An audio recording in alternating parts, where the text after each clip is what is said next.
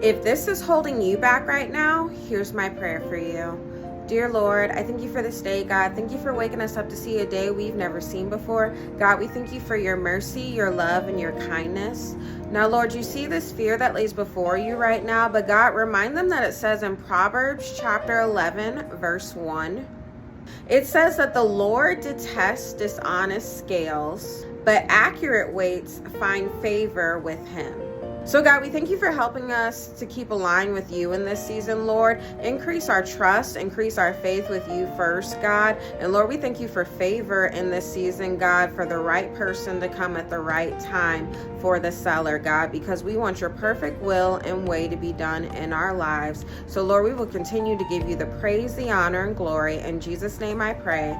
Thank God. Amen.